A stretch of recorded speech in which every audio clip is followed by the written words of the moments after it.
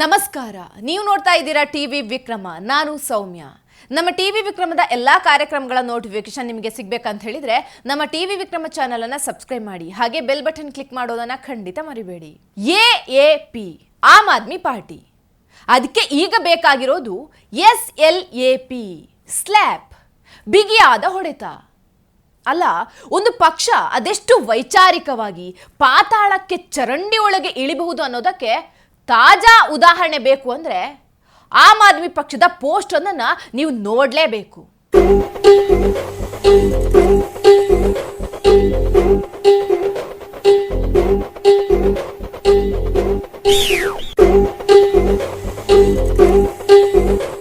ಅತ್ಯಾಚಾರ ಆರೋಪ ಹೊಂದಿರೋ ಪ್ರಜ್ವಲ್ ರೇವಣ್ಣ ಜೊತೆಗೆ ಮೋದಿ ಒಟ್ಟಾಗಿ ಡ್ಯಾನ್ಸ್ ಮಾಡೋ ಕ್ಲಿಪ್ ಒಂದನ್ನ ಹಂಚಿಕೊಂಡಿದ್ದಾರೆ. ಆ ಮೂಲಕ ಮೋದಿ ಅತ್ಯಾಚಾರಿಗಳ ಪರ ಅನ್ನೋದನ್ನ ಬಿಂಬಿಸೋ ಯತ್ನಕ್ಕೆ ಕೈ ಹಾಕಿದ್ದಾರೆ. ಆ ಮೂಲಕ ಮೂರು ಬಿಟ್ಟೋರು ಊರಿಗೆ ದೊಡ್ಡೋರು ಅನ್ನೋ ಗಾದೆ ಮಾತು ಸುಳ್ಳಲ್ಲ ಅನ್ನೋದನ್ನ ಸಾಬೀತು ಮಾಡಿದ್ದಾರೆ.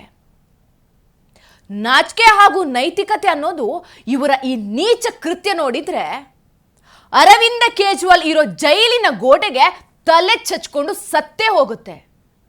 ಆಮ್ ಆದ್ಮಿಯ ಸುಪ್ರೀಂ ಲೀಡರ್ ಲಿಕ್ಕರ್ ಸ್ಕ್ಯಾಮ್ನಲ್ಲಿ ಜೈಲು ಊಟ ತಿಂತಿದ್ದಾನೆ. ಅರ್ಧ ಮಂತ್ರಿ ಮಂಡಳ ಕೂಡ ಅದೇ ಜೈಲು ಸೇರಿದೆ. ಒಟ್ಟಾಗಿ ಲೂಡೋ ಆಡ್ತಾ ಇದೆ. ಇಂಥ ಸಮಯದಲ್ಲಿ ಆಮ್ ಆದ್ಮಿ ಪಕ್ಷ ಪ್ರಜ್ವಲ್ ಹಾಗೂ ಮೋದಿಯ ಡ್ಯಾನ್ಸ್ ವಿಡಿಯೋ ಹಂಚಿಕೊಂಡು ಖುಷಿ ಪಡ್ತಾ ಇದ್ದಾರೆ. ವಿಕೃತಿ ಅನ್ನೋದು ಹೇಗಿರುತ್ತೆ ಅನ್ನೋದಕ್ಕೆ ಇದೇ ಸಾಕ್ಷಿ ನೋಡಿ. ಅತ್ಯಾಚಾರಿಗಳ ಬಗ್ಗೆ ಮೋದಿ ನಿಲುವೇನು ಅನ್ನೋದನ್ನ ಸ್ಪಷ್ಟವಾಗಿ ಹೇಳಿದ್ದಾರೆ. ಅಂಥ ಅಪರಾಧ ಮಾಡಿದ ಯಾರಿಗೂ ಜಾಗವಿಲ್ಲ ಅಂತಾನೂ ಹೇಳಿದ್ದಾರೆ.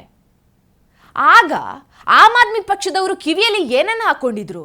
As far as Modi is concerned, as far as BJP is concerned, as far as our constitution is concerned, मेरा साफ मत है कि ऐसे अत्याचारियों को जरा भी बख्शा नहीं जाना चाहिए. ಮೋದಿಯ ಒಂದೇ ಒಂದು ರೀಟ್ವೀಟ್ ಇಷ್ಟೆಲ್ಲ ಅಸಮಾಧಾನವನ್ನ ಹುಟ್ಟಿಸಿದೆ. ತಮಾಷೆಯ ಪೋಸ್ಟ್ ಆಗಿದ್ರು ಕೂಡ ಎದುರಾಳಿ ಪಿತ್ತ ಪರ್ವತವನ್ನ ಏರ್ತಾ ಇತ್ತು. ಆರ್ಟಿಫಿಷಿಯಲ್ ಇಂಟೆಲಿಜೆನ್ಸ್ ಬಳಸಿ ಮಮತಾ ಬ್ಯಾನರ್ಜಿ ಅವರ ಒಂದು ಡ್ಯಾನ್ಸ್ ಸೋಷಿಯಲ್ ಮೀಡಿಯಾದಲ್ಲಿ ಪೋಸ್ಟ್ ಆಗುತ್ತೆ. ಅದನ್ನ ಕಂಡು ಬಂಗಾಳದ ಹಂಬ ಹಂಬ ಬಂಬ ಬಂಬ ರುಂಬ ರುಂಬ ದೀದಿಗೆ ಕೋಪ ಹೇಗ್ ಬಂತು ಅಂದ್ರೆ ತಕ್ಷಣ ಪೊಲೀಸ್ ಅಧಿಕಾರಿಗಳನ್ನ ಕರೆದು ಯಾರೆಲ್ಲ ನನ್ನನ್ನ ಟ್ರೋಲ್ ಮಾಡ್ತಿದ್ದಾರೋ ಅವರೆಲ್ಲ ಜೈಲಿನಲ್ಲಿ ಇರಬೇಕು ಅಂತ ಆದೇಶ ಹೊರಡಿಸ್ತಾರೆ.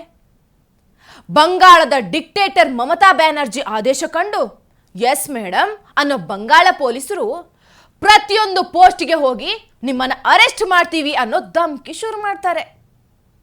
ಇನ್ನೊಂದು ಕಡೆಯಲ್ಲಿ ಪ್ರಧಾನಿ ನರೇಂದ್ರ ಮೋದಿ ಅವರ ಸೇಮ್ ವಿಡಿಯೋ ಕೂಡ ಪೋಸ್ಟ್ ಆಗುತ್ತೆ.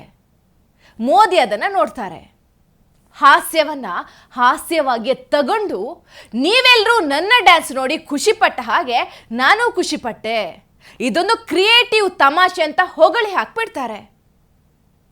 ಸರ್ವಾಧಿಕಾರಿ ಮೋದಿ ಅಂತ ಬಗಳು ಜರ್ಮನ್ ಶೆಫರ್ಡ್ ನಾಯಿಗಳು ಹಾಗೂ ಇತರ ಬೀದಿ ನಾಯಿಗಳಿಗೆ ಗಂಟ್ಲಲ್ಲಿ ಮೂಳೆ ಅಡ್ಡ ಸಿಕ್ಕಿದ ಅನುಭವ ಆಯಿತು ನೋಡಿ.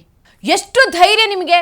ಭಾರತದ ಪ್ರಧಾನಿಯಾಗಿರೋ ನನ್ನನ್ನೇ ಹಾಸ್ಯ ಮಾಡೋಕೆ ಅಂತ ಮೋದಿಜಿ ಒಬ್ಬನೇ ಒಬ್ಬನನ್ನ ಅರೆಸ್ಟ್ ಮಾಡಿಸಿದ್ರೆ ಬರಗಾಲದ ಕಾಲದಲ್ಲಿ ಬೀಗರ ಮನೆ ಬಾಡೂಟ ಸಿಕ್ಕಂತೆ ಆಗಿರೋದು ಈ ಎಡಬರ ಗ್ಯಾಂಗಿಗೆ.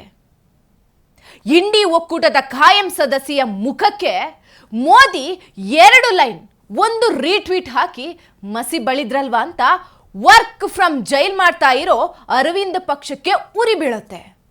ಹೀಗಾಗಿ ಅತ್ಯಾಚಾರದ ಆರೋಪಿ ಜೊತೆಗೆ ಮೋದಿ ಡ್ಯಾನ್ಸ್ ಮಾಡೋ ವಿಡಿಯೋವನ್ನ ನಾಚಿಕೆ ಇಲ್ಲದೆ ಹಾಕೊಂಡಿದ್ರು.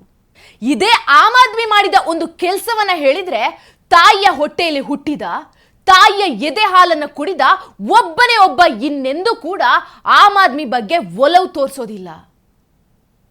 ನಿರ್ಭಯ ಅತ್ಯಾಚಾರದ ಕೇಸ್ ದೆಹಲಿಯಲ್ಲಿ ನಡೆದ ಇಡೀ ಭಾರತ ಬೆಚ್ಚಿ ಬಿದ್ದ, ಇಡೀ ಜಗತ್ತಿನಲ್ಲಿ ಸುದ್ದಿಯಾದ ರೇಪ್ ಅದು. ಆ ಅತ್ಯಾಚಾರದ ಕ್ರೂರತೆಯನ್ನ ಒಂದು ಹೆಣ್ಣಾಗಿ ಹೇಳೋದಕ್ಕೆ ಕಷ್ಟ ಆಗುತ್ತೆ. ರಕ್ತ ಕುದಿಯುತ್ತೆ. ದೆಹಲಿಯ ತುಂಬ ಓಡಾಟ ಮಾಡ್ತಾ ಇದ್ದ ಬಸ್ಸಿನಲ್ಲಿ ನಿರ್ಭಯ ಅನ್ನೋ ಹೆಣ್ಣಿನ ಮೇಲೆ ಕಾಮುಕರು ಮುಗಿಬಿದ್ದಿದ್ರು. ಆಕೆಯ ಗುಪ್ತಾಂಗವನ್ನ ಕಬ್ಬಿಣದ ರಾಡ್ನಿಂದ ಸೀಳಿದ್ರು. ಅಮಾನುಷವಾಗಿ ಆಕೆಯನ್ನ ಗ್ಯಾಂಗ್ ರೇಪ್ ಮಾಡಿದ್ರು. ಯೂಸ್ ಅಂಡ್ ಥ್ರೋ ವಸ್ತುವಂತೆ ಬಿಸಾಕ್ ಹೋಗಿದ್ರು. ಪೊಲೀಸರ ಕಾರ್ಯಾಚರಣೆಯಲ್ಲಿ ಎಲ್ಲರೂ ಸಿಕ್ಬಿದ್ರು. ಅದರಲ್ಲಿ ಒಬ್ಬ 17 ವರ್ಷ 7 ತಿಂಗಳು ಆಗಿದ್ದಂತಹ ಅಪ್ರಾಪ್ತನಿದ್ದ. ಆತ ಗಲ್ಲು ಶಿಕ್ಷೆಯಿಂದ ಪಾರಾಗಿದ್ದ. ಇದಾದ್ಮೇಲೆ ಆಮ್ ಆದ್ಮಿ ಸರ್ಕಾರ ಏನ್ ಮಾಡ್ತು ಅನ್ನೋದು ಬಹುತೇಕರಿಗೆ ಗೊತ್ತಿರ್ಲಿಕ್ಕಿಲ್ಲ. ಆ ಅತ್ಯಾಚಾರಿಗೆ 10,000 ರೂಪಾಯಿಯನ್ನ ಸಹಾಯಧನ ಅಂತ ಕೊಡ್ತು. ನಾನ್ ಪ್ರಾಫಿಟ್ ಆರ್ಗನೈಸೇಷನ್ ಮೂಲಕ ಹೊಲಿಗೆ ಮಿಷಿನ್ ಕೊಡಿಸ್ತು.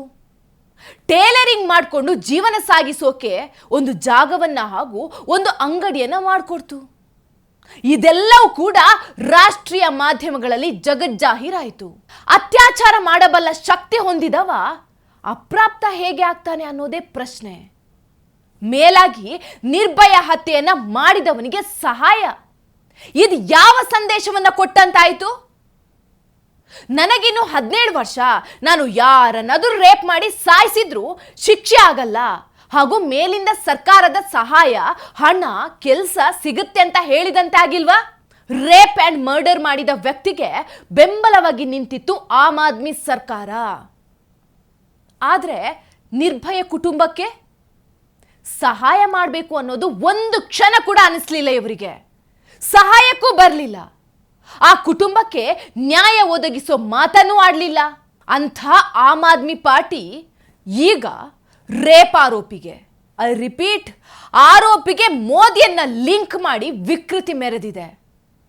ಮೋದಿ, ದೀದಿ, ಅರವಿಂದ್ ಕೇಜ್ರಿವಾಲ್ ಎಲ್ಲರೂ ಕೂಡ ಸಾಮಾಜಿಕ ಜೀವನದಲ್ಲಿ ಇದ್ದಾರೆ. ಹೊಗಳಿಕೆ ತೆಗಳಿಕೆ 3 ಜನರಿಗೂ ಕಾಮನ್. ಆದರೆ ಹಾಸ್ಯಕ್ಕೂ ಅಪಹಾಸ್ಯಕ್ಕೂ ಕೂದಲ ಎಳೆಯ ವ್ಯತ್ಯಾಸವಿದೆ. ತನ್ನ ಮೇಲೆ ಯಾರೂ ಹಾಸ್ಯವನ್ನೇ ಮಾಡಬಾರ್ದು ಅನ್ನೋದು ಸರ್ವಾಧಿಕಾರ. ತನ್ನ ಮೇಲೆ ಮಾಡಿದ ಹಾಸ್ಯ ನಗು ತರಿಸಿದು ಅನ್ನೋದು ಸರ್ವ ಜನಪ್ರಿಯ. ಇದು ಮೋದಿಗೂ ಹಾಗೂ ಉಳಿದ ರಾಜಕಾರಣಿಗಳಿಗೂ ಇರುವಂತಹ ವ್ಯತ್ಯಾಸ. ಅರವಿಂದ್ ಕೇಜ್ರಿವಾಲ್ನ ಇನ್ನೊಂದು ಕರಾಳ ಮುಖವನ್ನ ನಿಮ್ಮ ಮುಂದೆ ಬಿಚ್ಚಿರ್ತೀವಿ ನೋಡಿ. ಆಮ್ ಆದ್ಮಿ ಪಕ್ಷದಲ್ಲಿ ಸಕ್ರಿಯವಾಗಿ ಸೋನಿ ಮಿಶ್ರಾ ಅನ್ನೋ ಮಹಿಳೆ ಇದ್ಲು. ಆದರೆ ಆಕೆಗೆ ಪಕ್ಷದಲ್ಲಿ ಲೈಂಗಿಕ ಕಿರುಕುಳ ಶುರುವಾಯಿತು. ರಮೇಶ್ ವಾದ್ವಾ ಅನ್ನೋ ಆಮ್ ಆದ್ಮಿ ನಾಯಕ 2 ಮಕ್ಕಳ ತಾಯಿ ಸೋನಿ ಮಿಶ್ರಾ ಅವರಿಗೆ ಕಿರುಕುಳ ಕೊಡ್ತಾ ಇರೋದನ್ನ ಆಮ್ ಆದ್ಮಿ ಸುಪ್ರೀಂ ಲೀಡರ್ ಕೇಜ್ರಿವಾಲ್ ಬಳಿ ಬಂದು ಕಣ್ಣೀರು ಹಾಕೊಂಡು ಹೇಳಿದ್ಲು. ಆಗ ಕೇಜ್ರಿವಾಲ್ ಹೇಳಿದ್ದೇನು ಗೊತ್ತಾ? ಅವನೊಂದಿಗೆ ಕಾಂಪ್ರಮೈಸ್ ಆಗ್ಬಿಡು ಅಂತ. ಸಂಸ್ಕಾರವಂತ ಮನೆಯಿಂದ ಬಂದ ಯಾವ ಹೆಣ್ಣು ತಾನೇ ಇಂಥ ಮಾತನ್ನ ಕೇಳಿ ಸುಮ್ಮನೆ ಇರ್ತಾಳೆ?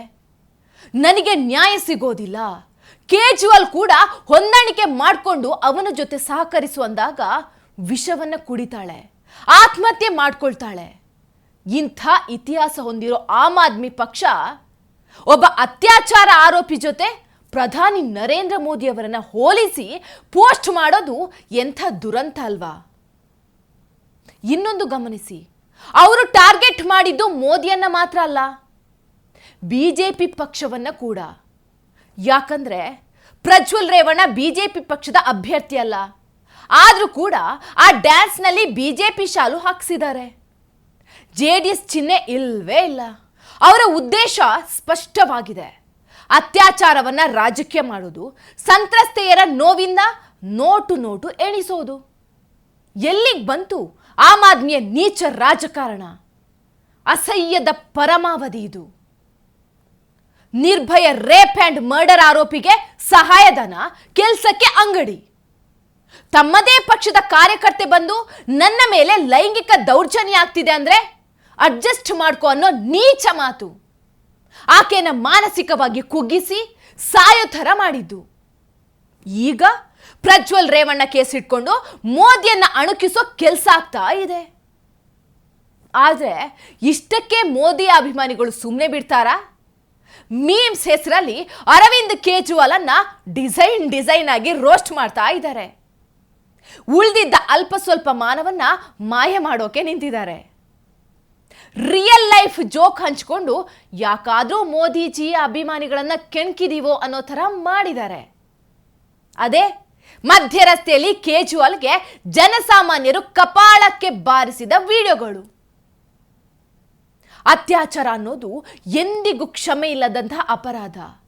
ಅದರ ಬಗ್ಗೆ ನಾಯಕರ ನಿಲುವೇನಿದೆ ಅನ್ನೋದು ಮುಖ್ಯ. ಅತ್ಯಾಚಾರಿಗಳನ್ನ ಬಿಜೆಪಿ ಸಹಿಸೋದಿಲ್ಲ ಅಂತ ಖುದ್ದು ಮೋದಿಯೇ ಹೇಳಿದ್ದಾರೆ. ತಮ್ಮ ಸ್ಪಷ್ಟ ನಿಲುವು ತಿಳಿಸಿದ್ದಾರೆ. ಬಟ್ ಅತ್ಯಾಚಾರಕ್ಕೆ ಸಹಕರಿಸುವಂತ ಹೇಳಿ ತನ್ನದೇ ಪಕ್ಷದ ಕಾರ್ಯಕರ್ತೆ ಸಾವಿಗೆ ಕಾರಣವಾದ ಅರವಿಂದ್ ಕೇಜ್ರಿವಾಲ್ ಚಮಚಗಳು ಮೋದಿಯನ್ನ ಟ್ರೋಲ್ ಮಾಡ್ತಾ ಇರೋದು ವಿಪರ್ಯಾಸ. ಟಿವಿ ವಿಕ್ರಮ, ದೇಶ ನಿಮ್ಮ ಕೈಯಲ್ಲಿ.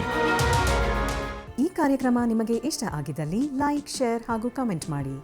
ಟಿವಿ ವಿಕ್ರಮದ ಕಾರ್ಯಕ್ರಮಗಳನ್ನು ನಿರಂತರವಾಗಿ ವೀಕ್ಷಿಸಲು ಸಬ್ಸ್ಕ್ರೈಬ್ ಮಾಡಿ, ಬೆಲ್ ಐಕನ್ ಒತ್ತಿ.